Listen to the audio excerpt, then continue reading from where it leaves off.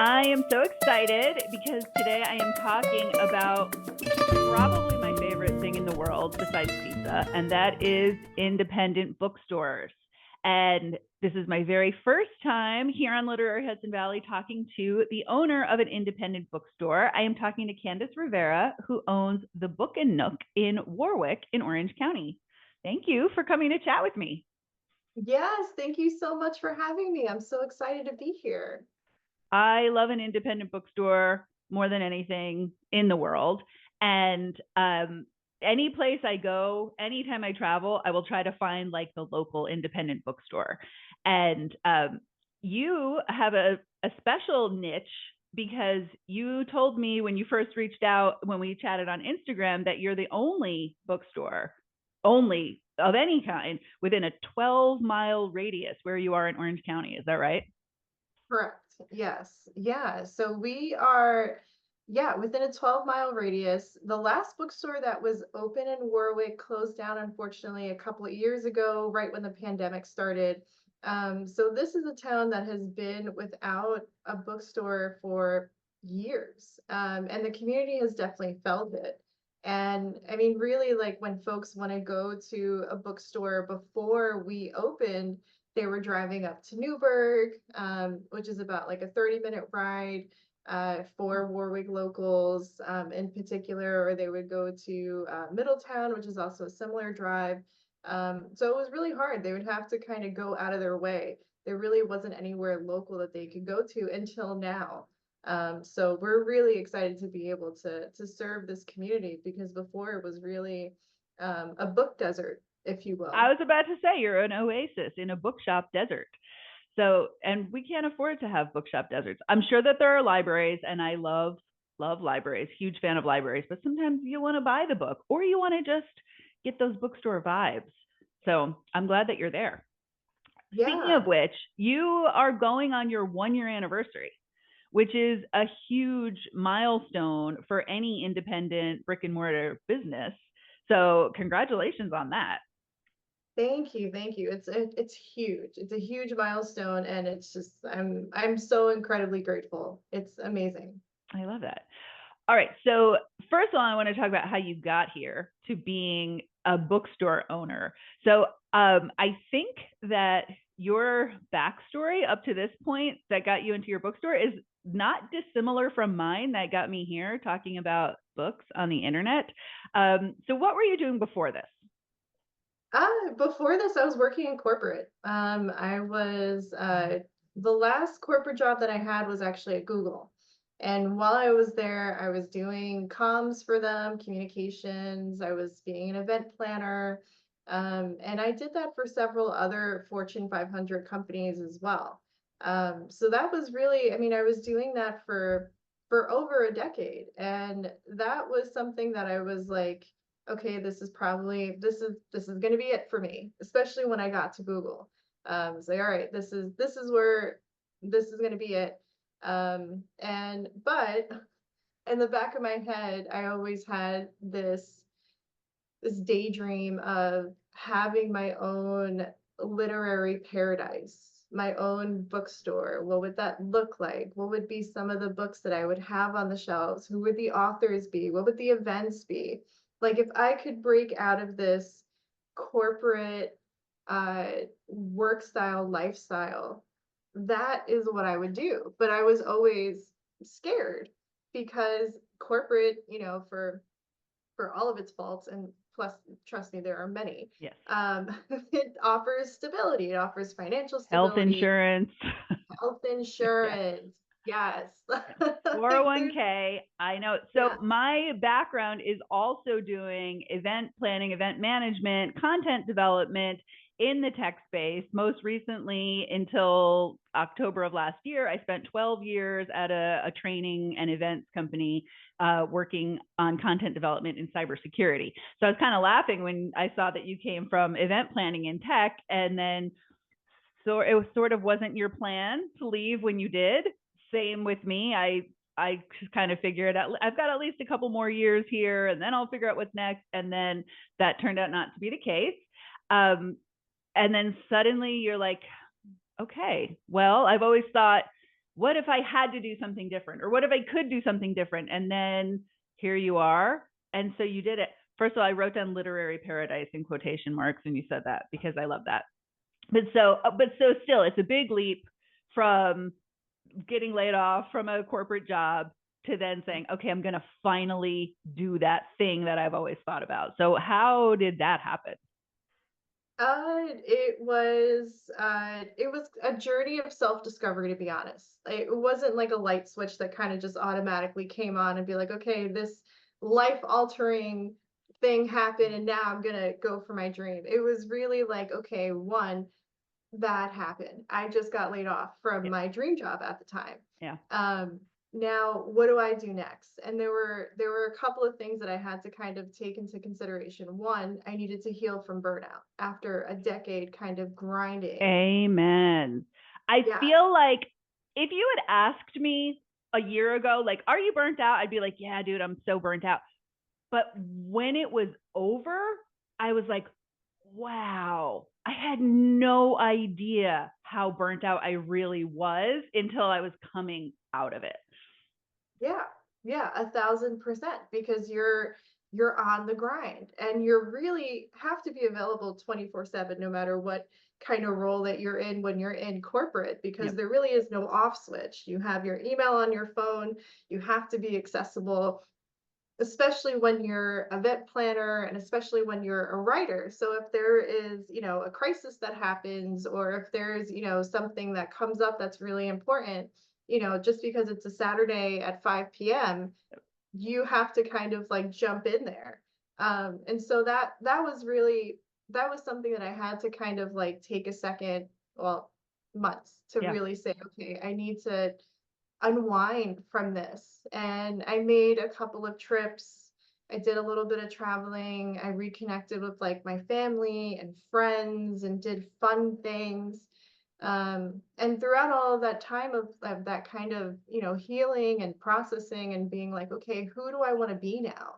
What do I Yes, want to do? because you don't realize how much of the job is your identity when you're doing it. And Yeah, I know that's not healthy or desirable, and I'm not glamorizing hustle culture in that way, but it takes over your life, and then suddenly it's like a breakup. You're like, who am I without this job? My job dumped me. Who am I now?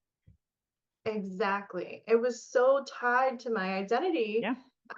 for many different reasons, because I loved what I did, and I was so kind of like amazed that I even got to that point in my career, and to be able to say, wow, I'm a Googler, I work in tech, like this is so cool. To suddenly be like, I am now an ex-Googler Yeah. Yeah. sooner than I thought I would be. And through layoffs, and it was over 12,000 people that were Yeah. affected by that particular layoff. So it was really kind of like saying, all right, who do I want to be? And how do I get in touch with my creativity again?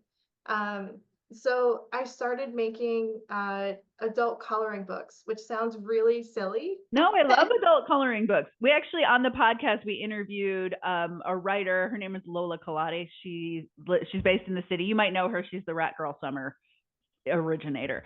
And she just has all these what I call Lola-isms, like these little, pep talks. And she has an adult coloring book that goes along with her. She has a podcast out now called The New New, and she has an adult coloring book, and I love it. Love that. Yeah. I love that. Oh, What are yours?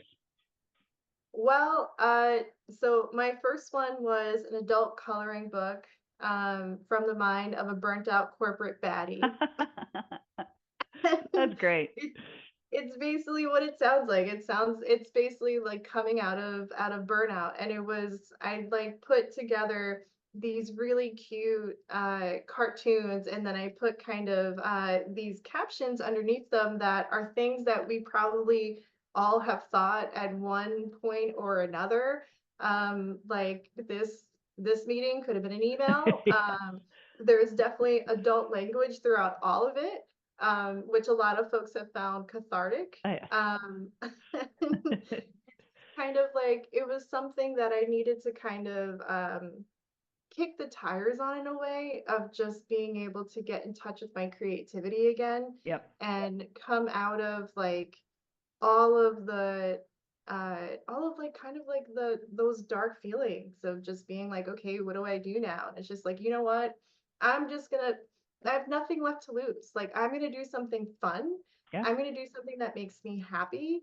And I'm gonna do something that, like, I'm gonna put it out in the world and see what happens. And people ended up really liking it. And I ended up going to my local bookstores, like within Orange County and outside of it, Mm-hmm. and saying, hey, this is my story.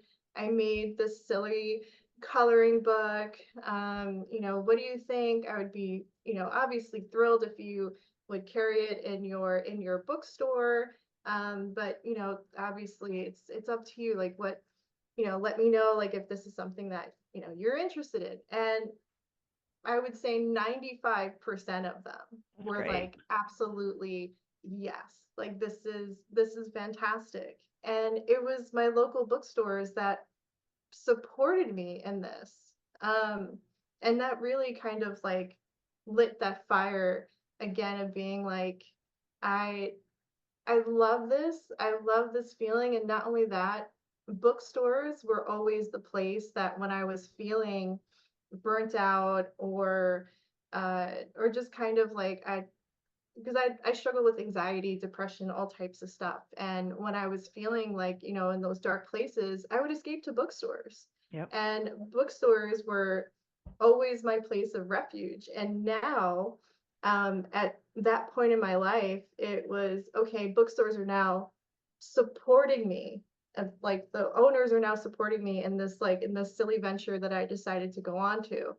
Um, and I wanted to be able to do that for others. So that kind of led me on my journey of like, okay, this is where I want to be. I want to create my literary paradise and be So among all cool. of these bookstore owners that I really admire.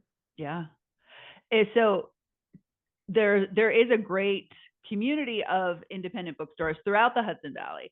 So is there Mhm. another one that you particularly admired or emulated, or any, really anyone that you've ever been to? Do you have a favorite that you're like, I want to be like the Golden Notebook someday? Or was there one that you looked up to in particular?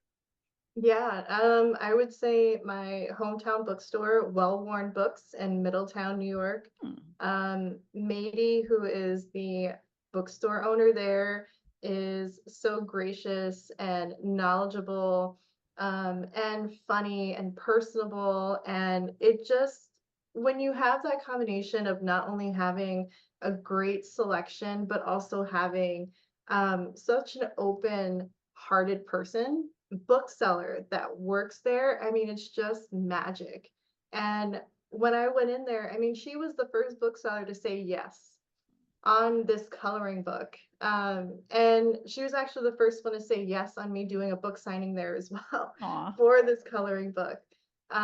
So I look up to her, and her and I are actually like great friends now as booksellers and personally, and it's just really nice. Like that's so you cool. build this community, and I really look up to her, and I look up to, everything that she's built.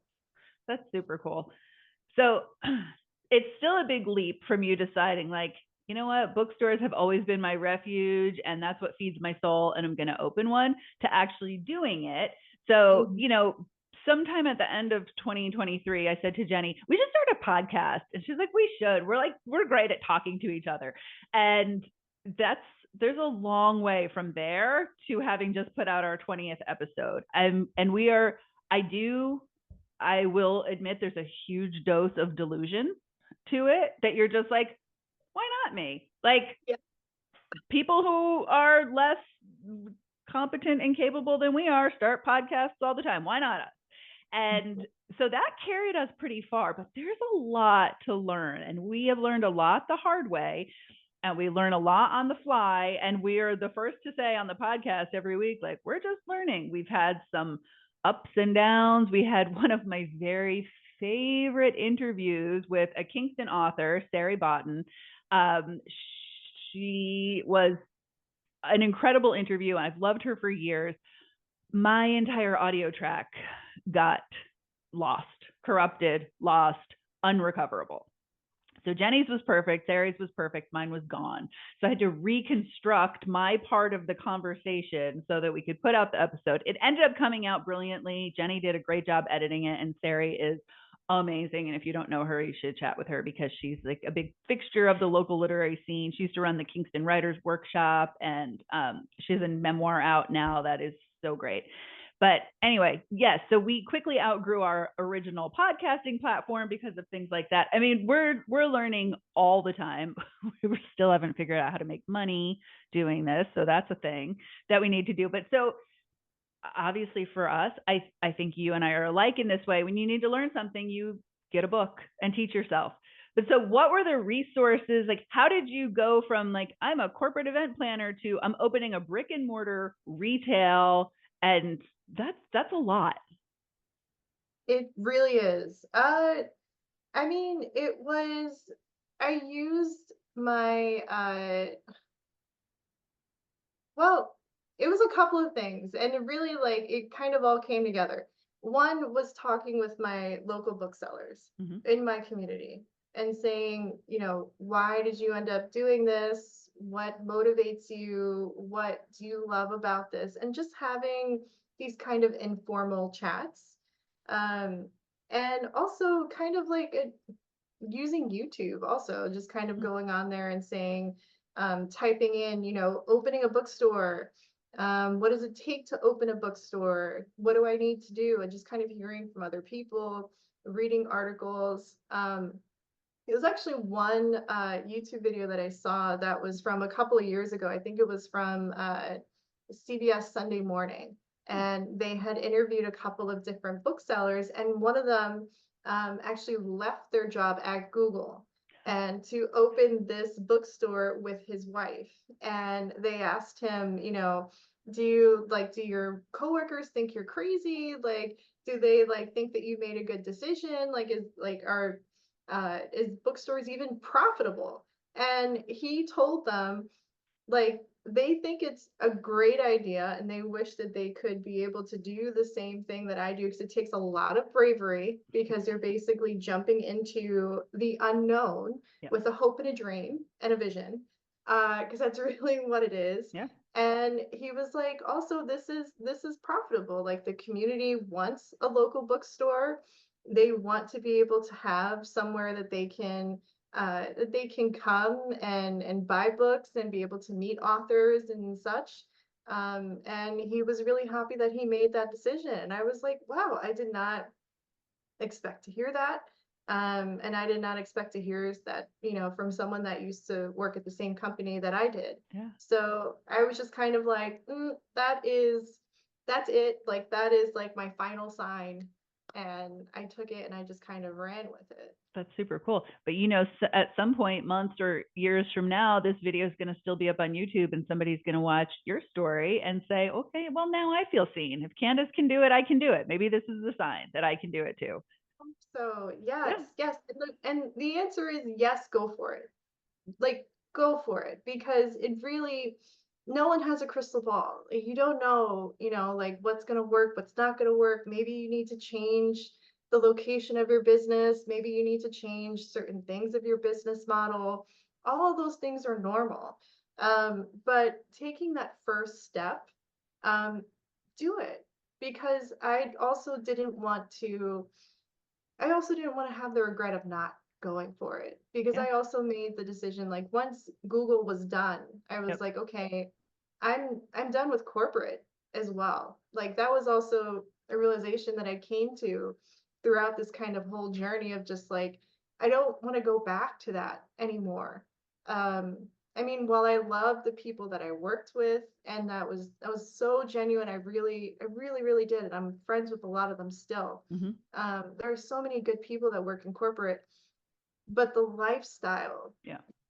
and the expectations, I mean, of it just never being enough. It's just like, well, I want to work for myself. I want to be able to bring all of these things that I was doing for these large companies and bring it to my own community. Like, they're the ones who really need it, and they're the ones who would actually really appreciate it at the end of the day. Yep. And being able to enrich your community, I mean, there's nothing better than that. Yeah. So you're going to make an impact on people that live around you, that you are going to look in the eye. They're going to come back and say, when I asked you for that book recommendation and you gave me this one, I had no idea how much that was exactly the book I needed. It's a very different kind of impact than working for a tech company and all your efforts go out into the ether and you may never see any way that you benefited anybody. But so over the course of the year, obviously there's a lot of pivots. You learn a lot. So what have been some of your biggest lessons, maybe that you learned the hard way, or your surprises, or the changes that you had to make that now you're looking back and saying, gosh, I can't believe 9 months ago I thought I was going to do this because I've had to do totally this instead? Yeah, there were a few things because this was also this was also my first venture into owning a small business ever. Yeah. So there were a lot of things that I had to learn, but one of them are, I put a lot of pressure on myself on certain aspects because I want this to be, you know, I want this to be somewhere that people really love to come to. And so I put a lot of pressure on myself in certain aspects. And one of them was that I have to know every single book and I should be the most well-read person in the room. And spoiler alert, I'm not. Like, I'm not. I know of lots of books. Of course, I've read lots of books. I read hundreds of books every year at the end of the day, Yeah. whether it's through audiobooks, reading them physically, like it just kind of spans. But I mean, it's just physically impossible. Right. So like right now, I have over 2,000 books on my shelves. Wow. And I get a couple of people every week asking me, "Oh, have you read every book in the store?" And in the beginning, I felt pressure to like, I never said yes, but I felt pressured to be like, should I be saying yes? Yeah. I don't Is that a requirement to own this store? No. Yeah. Because also not everything is going to be to your taste, but you're trying to appeal to the broader community. So maybe you're not a big sci-fi fan, but that doesn't mean you're not going to have a sci-fi section. So yeah, clearly you're not going to have read everything in the store. That's, yeah. But I get it. I get it that you feel like, oh, you like books? Name every single one. So I get that pressure. Yeah. That we put on ourselves, really. Yeah, because you want to, especially as a bookseller, you want to be the one that has all the knowledge. And for my store, we have 1,000 square feet, and I am the only bookstore. I am the only bookseller in the store. Oh. So I don't currently have a staff, so I can't direct someone and be like, oh yeah, this is our sci-fi expert, etc. So really, I have, I know enough about each section. And especially what I'm putting on the shelves. Because at the end of the day, I kind of boiled it down to one mission. And the mission is I want everyone to feel represented on our shelves. And I want everyone to see themselves in our book, no matter what your identity is, ethnicity, nationality. I want you to be able to find a book, a main character, and be like, wow, I relate to this person. This is amazing. Yes. And that really was what I wanted everyone to feel. And I see that every single day. And once I see that, I'm like, okay, today was a win. No matter what the profit was, no matter what happened that day, when someone comes in and was just like, wow, I relate to this story. I see especially when it's a child. Yeah. Oh my God. Yes. I mean, that is everything. Yes. So yeah. There's a local secondhand bookshop chain in Texas that I go to often. And I was looking for an N.K. Jemisin, and they didn't have a single book in the store by N.K. Jemisin, who is probably one of the most prolific and award-winning sci-fi authors, also happens to be a Black woman. And so the sci-fi section was very much all the usual suspects. And I'm like, how can you have sci-fi without N.K. Jemisin? And what is, that lack of representation is an issue. And so I'm glad that you're being really mindful about that. Everybody's going to be represented there. There's going to be a book for everyone.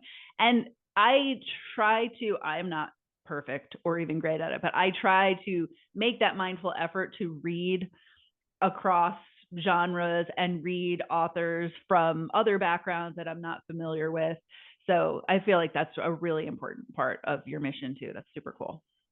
Yeah, absolutely. And that it's so important because I feel like, just because you see a storyline, it's just like, well, I don't know, like if I would enjoy this. I don't know if I would necessarily relate to what's going on.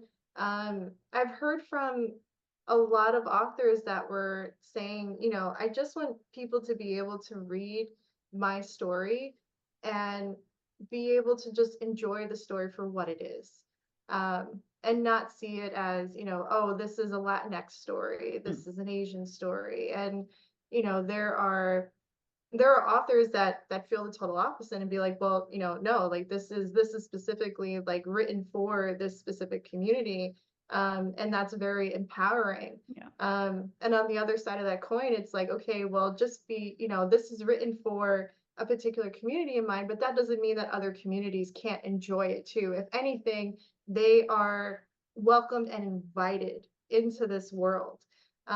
Because there are a lot of things that when you kind of take that chance and say, okay, I'm going to read this story, be like, oh, wow, like I didn't realize that, this character is more like me than I would have thought, or, is more relatable than I would have thought, or this experience is actually something that we've all had. Um, and Yes, yeah, there's a lot of universal experiences and emotions that you can relate to while also exploring a different culture. I love horror. I'm a big horror fan, and Stephen Graham Jones is one of my very favorite horror authors. But he also happens to be an Indigenous American, and so his characters are Indigenous. The Only Good Indians is probably my favorite of his. It's so creepy and cool. And I recently read Bad Cree by Jessica Johns, which is also, it's just a creepy supernatural horror, but she's an Indigenous author, and so she talks about her, well, she's actually, it was, they were Canadian, so it was First Nations, but so you learn some cultural things, but it's not a textbook. I mean, it's a good old fashioned creepy horror novel that you're diving into, and then you're also like, oh wow, I never knew that about that culture or that set of cultural beliefs. So it's very cool. exactly. Yeah, and it's something that, that everyone can enjoy, even if you're not, if you don't identify with that certain community. I mean, it's still a storyline that you can dive into and be like, oh, this is really cool. Yep. So yeah, highly, highly recommend doing that. Super cool. So are your books new or secondhand or both? We have both. We have new, used, rare, signed, Ooh. antique. We have a range of everything. Wow, that must have been a learning curve to figure out the antique and rare books. That's like a whole thing that people will specialize in for their entire career. That's exciting. Yes, yeah, and that's it's definitely learning curve.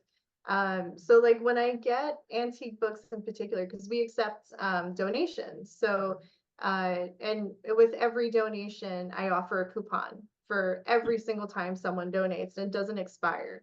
And that is really our way to say thank you for supporting us. And when I get these kind of antique books, I end up storing them, and then I'll usually like spend a day or two going into depth on researching them and seeing, okay, what's kind of like what makes this book special? What is the market value right now?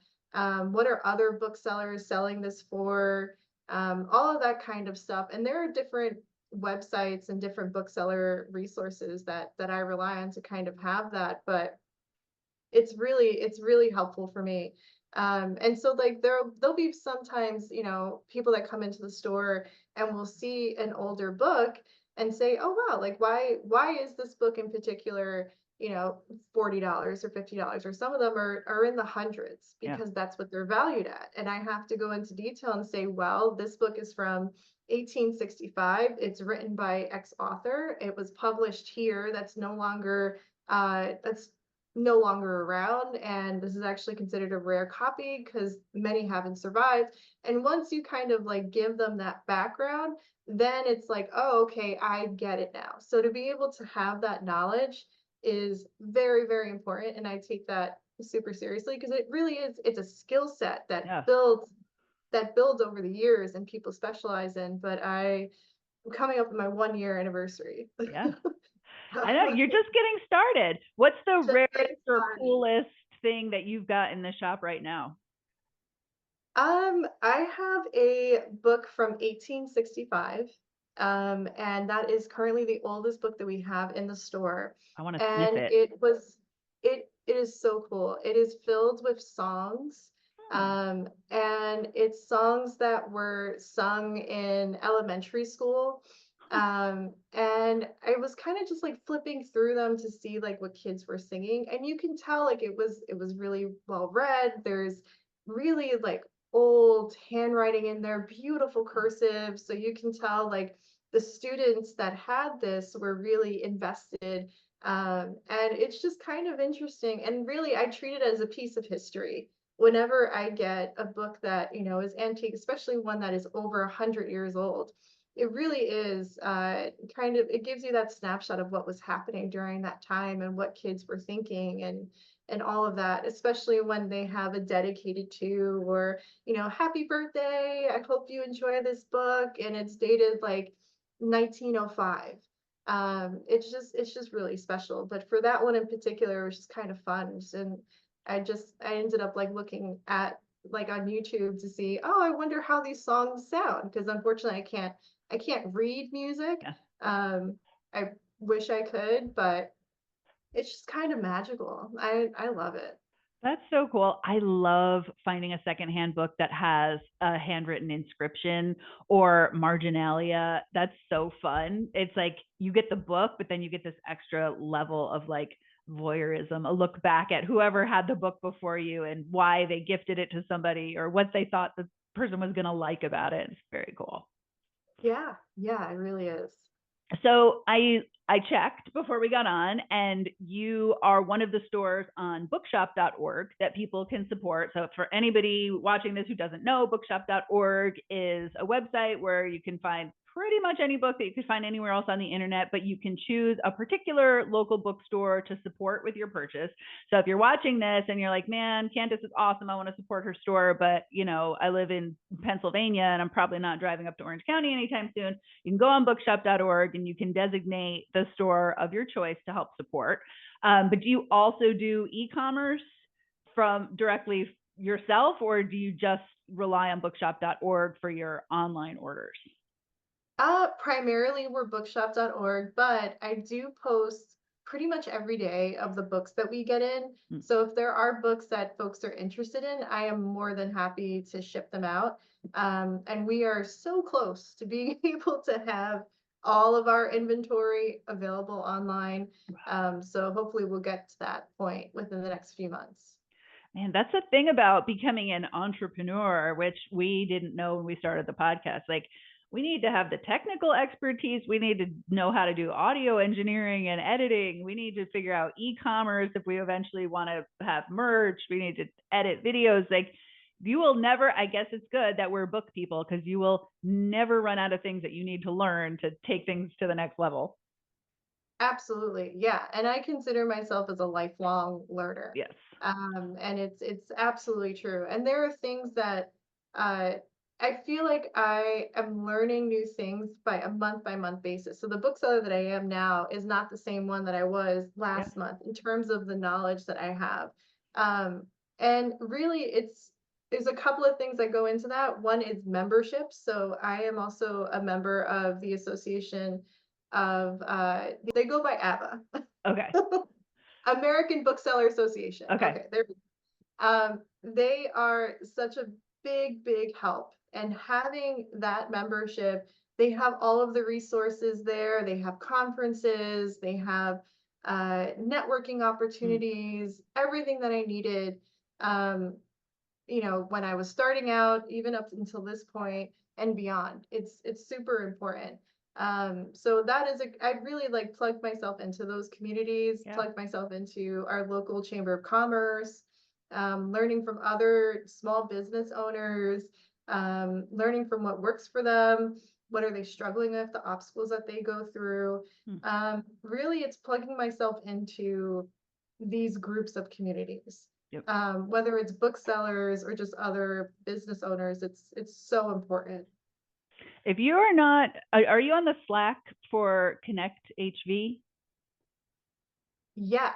Okay. Because I was going to say, I Yes. would invite you there if not, because that's a great community of Mm. entrepreneurs, business owners, creative people, and everyone just seems really willing to share resources and ideas and support each other. And I love that. Not book specific, but regionally specific. So that's exciting. So Yeah. one skill set that you didn't have to develop because you brought it with you is event planning. Are you doing community events, in-store events? Is that part of your vision for the shop and the community? Yes, yes, we do events every single month. We are very active. We have lots of book signings. We have poetry workshops. Oh, We have panel discussions. We have kids story time. We do so much, and I love it. And it's not only published authors, but it's also local authors. mm-hmm. So as someone who got her start in support from local bookstores, from making these adult coloring books, that was something that I knew right away. It was like, I want our store to be a platform for other local authors and for the community. And so we do lots and lots of events with local authors. And we also have a consignment program that has over 20 local authors on it right now. And it grows by the month, to be honest. And it's just something that I really value. So yes, we do have events, and we actually have we are also partnering with other folks within the community. We are also big fans of our local library, the Albert Wisner Library in Warwick. We're doing two events with them. One is actually going to be with Katie Siegel, who Oh, has over 600,000 followers on TikTok. She's fantastic. We're doing a cozy mysteries panel. oh, Um, fun. yeah, I'm going to be the moderator for that. That's Nice. happening. It's happening soon. And then we're also going to be the bookseller for an event that they're doing with Christian Cooper, who Oh, is like just so the bird watching Christian yes, Cooper. exactly. Very cool. Yes. I'm an aspiring bird nerd. I don't know much about birding now, but that's cool. So did he come out with a book? Yeah, yeah. He came out with a book. Ah, It's doing super well. He actually won an Emmy recently for his show. He's nice. also a fantastic host, fantastic writer, super, super knowledgeable when it comes to bird watching, and it's just such a joy. So I That's am so so excited to cool. meet you and to just kind of nerd out and to be the bookseller. And the library is going to be putting on the event, and they're going to be moderating it, and I get to be a part of it to help sell his books. So I'm Ah, just super excited. that's exciting. And I mean, that's great visibility and way for you to get even more embedded in the community for people to find out about the Book and Nook as well. I love that. Exactly. So, okay, it's been super fun talking about your business. And I love that you're having your 1 year anniversary. And I can't wait to visit you when you're having your 2 year anniversary and then your 5 year anniversary. But it's also really fun to just talk about books with other people who love books. So, I just have some bookish questions for you. So, do you personally have a favorite genre?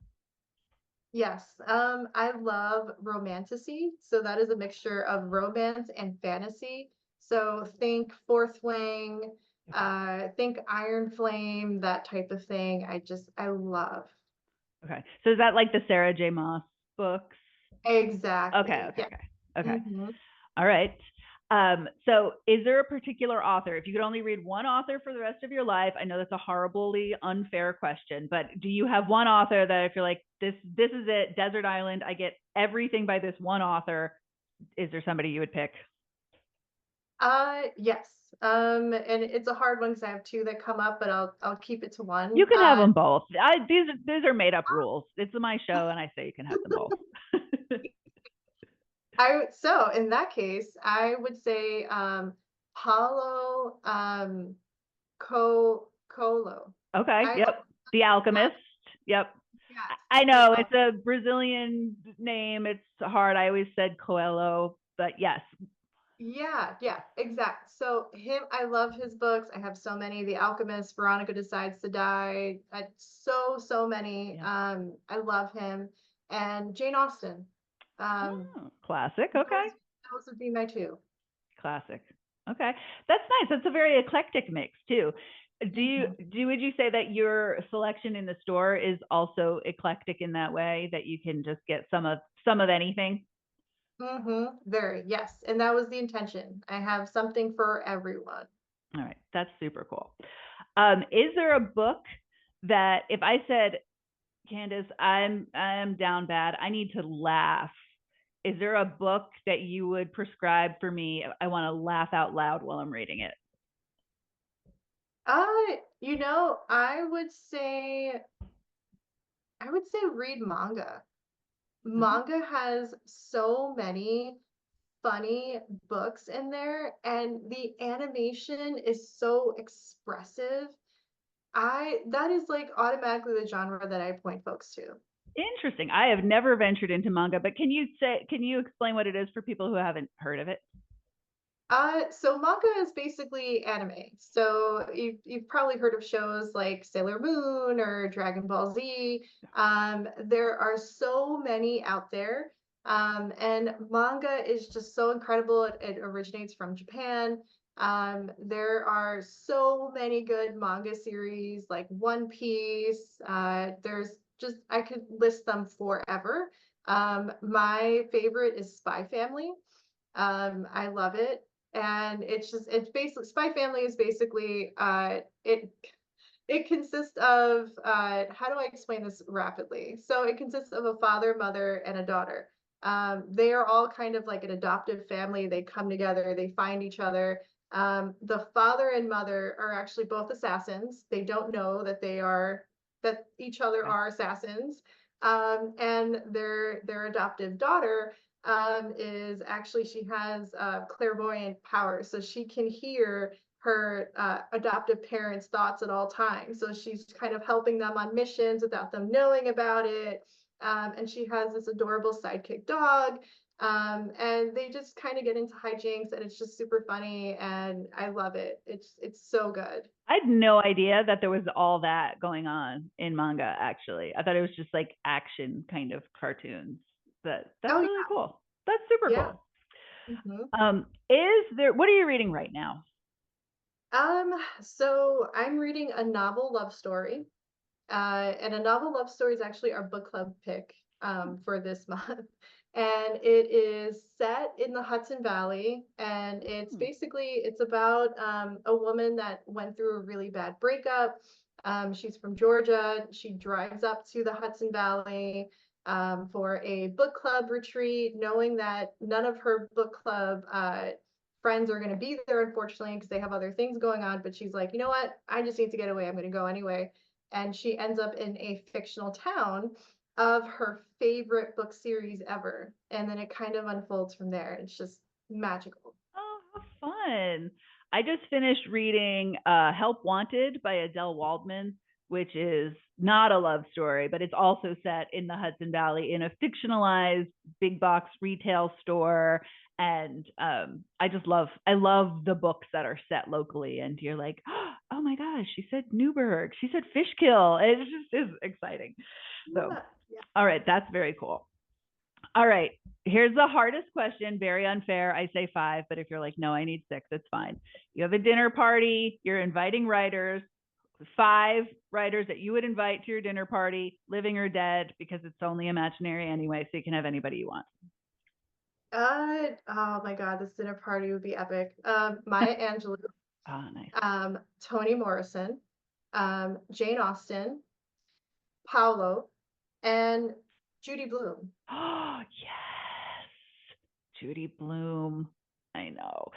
I grew up on Judy Blume, and the very first interview that we did here for Literary Hudson Valley is with a local author. Her name is Jana Brooke Wallach, and her novel is called Naked Girl, and it's like a coming of age story.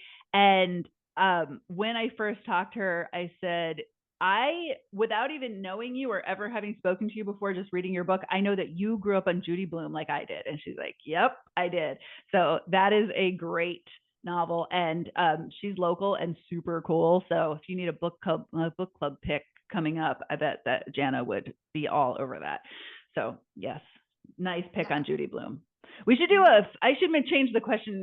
You can have a five dead authors dinner party and then a 5 live authors dinner party. So then you can just like have a ghost dinner party too. Yes. But anyway, Oh but my, luckily Judy Blume is still alive. yes. Yes, she is. And she owns a bookstore in Key West. Yes. I love an author-owned bookstore. So Lauren Groff just opened one in Florida. It's called The Links, and she's focusing specifically on banned books is what she's focusing on. I've always wanted to go to Ann Patchett's bookstore in Nashville called Parnassus. And then Jenny Lawson is a writer. I don't know if you know her, but she would be one of my recommendations if somebody needed to laugh out loud. She's got some memoirs. Her first one was called Let's Pretend This Never Happened. It is, you will laugh so hard you cannot breathe. Like I laugh so hard no sound is coming out because I don't have any air left. But anyway, she owns a bookstore in San Antonio too. So I love that. I love her, and I love the way that she talks about mental health Yes, and so honest about it, and it's humorous, and it's so relatable. I love recommending her books, so 1000% to that. she's great. I think she also did an adult coloring book. Did I have to check that out because I did I'm not know pretty that. sure That she is did really cool. maybe a couple years ago. And it is very, like, I'm sure that it's funny, but it's also, mental health focused. And she's a great advocate and she's brilliant. So, all right.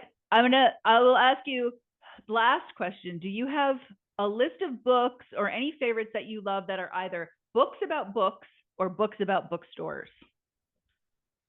Uh, yes. So there's actually one that I started reading, and it's called Confessions of a Bookseller. Um, and it's this bookseller who's in I believe they're in Scotland, and it's just such a cute, like cozy. They wrote it in a way that it's a diary entry, so it's like literally Tuesday, August 11th, and this is what happened, and these are kind of like the characters that come in and they talk about their cat and they talk about kind of like the silly things that go on and the frustrating things and things that excite them and all of this kind of stuff, but it's very much a cozy read. And it was just it was a really nice way to connect with another fellow bookseller from across the pond. And yeah, I love books like that. And there's another one that I'm thinking of, and I'm forgetting the title. But basically, it's about a bookstore cat, and it is adorable. It's so cute, and it's all about this cat and it's real life. This was a cat in a real life bookstore, and just kind of all of the connections that people made and all of that. But it's adorable. Do you have a bookstore cat? No, unfortunately. Can you We get a all bookstore cat? There's a bookstore cat is elite. I will also take a bookstore dog, but Mhm. top ranking is bookstore cat. So Yes, yeah, I totally agree. Yeah, maybe one day. also the best thing is when there's like a bookstore cat and it likes you and it chooses you. I went to this bookstore in the French Quarter in New Orleans and there were all these signs like leave the cat alone. She doesn't like pets. She's not friendly. And I chatted with her a little while and she let me pet her and I like felt so special. Like honestly, if you're smart, you would just put up the signs that were like, don't pet the cat, she's not friendly. And then people feel so special when she comes and like rubs against their legs and lets you pet her. So Yes, oh my gosh. Yeah, it's like it makes you feel like, oh, I'm chosen. Like this exactly. cat loves me. Yeah, And you like it's so, she knows. She picked up on my vibes. She knows. So yeah. one of our episodes of Valley Girls, we talked to a woman, Jessica, who co-owns with her husband Beans Cat Cafe, and they have two locations, one in Beacon and one in New Paltz. And so if you're not in the position to get a bookstore cat right now, but you just like need cat energy, you can make a reservation. You can go hang out at the cafe, and they have coffee drinks and macarons, and you can just hang out with the cats. But the cats are all adoptable. So one of these days, if the next evolution of the Book and Nook is to have a bookstore cat, you can go to Beans Cat Cafe and find your forever bookstore mascot. I love that. I feel like every town needs a cat cafe or dog cafe or just somewhere that you can like connect with animals because animals are so healing. Yes. I love that so much. I was watching something, I don't know what I was watching, something on Shark Week. But anyway, the guy was in Japan and he went to a capybara cafe. That's adorable. It's Oh adorable. They're way bigger than I thought they were. They're like yes. they're like dog size, not like Chihuahua size, but like a dog. But they just chill and they just like let you scratch behind their ears and you can feed them carrots and they just like hang out with you while you're sitting there having your coffee. So anyway, if anybody watching this would like to open a capybara cafe in the Hudson Valley, Candace and I will be there. We'll help you. We'll help you put together an event. We'll find an author to come do a book signing about capybaras. Yeah. 1,000,000%. Please do. So I love that. Well, this has been super fun. And this will not be the last time we talk. I know you had a lot of other ideas. You're really connected with other booksellers in the region. So we talked about coming back and doing a panel. When I get brave and better at this, I might do a live stream at some point. So we will definitely chat again. But I love the bookstore journey that you're on. I love that you opened the Book Nook in a book desert to give people around the Warwick area and in Orange County a destination to come and just sniff the books, sit there, look at books. Bookstores are a refuge and we need them. And I'm glad that you're doing this. Thank you. Thank you so much. I'm so excited. And my main message to everybody is please support your local bookstores, support your local libraries. They need you, and your support means more than you will ever know. And believe me, they know who their supporters are, and they are so appreciative. So to everyone who has supported us, thank you so much. And to everyone who tells me, oh, I've been meaning to come in, I'm thinking about it, I should come in, like, come in. Yes, that's on behalf of every bookseller. Yes, if you're thinking about going to your bookstore, go. How about now? How about now then? You're thinking about it right now. Come on in. Exactly. Yes, definitely. All right. So if people want to find you physically, where are you? And are you open every day except Mondays? So we are on 24 Ronald Reagan Boulevard. We are 2 to 3 minutes away from Main Street in Warwick. We're off of Kings Highway. We're in a fabulous plaza that has a cafe, that has a bunch of restaurants, and just tons of fun stuff. And we are open Tuesday through Saturday, and most days we are open until 6 p.m. or 7. Very cool. All right. And what's the best place for people to keep up with the events that you have? Instagram or your website? Where are you posting and updating the most often? We are super active on social media, so you can find us on Instagram or Facebook at the Book Nook or at the Book Nook store. And we also have a website, the Book Nook Warwick.com. Awesome. Thank you so much. And we will be chatting again. Yay, thank you. Thank you so much. Good luck. Thanks. Happy anniversary. Thank you. Bye-bye.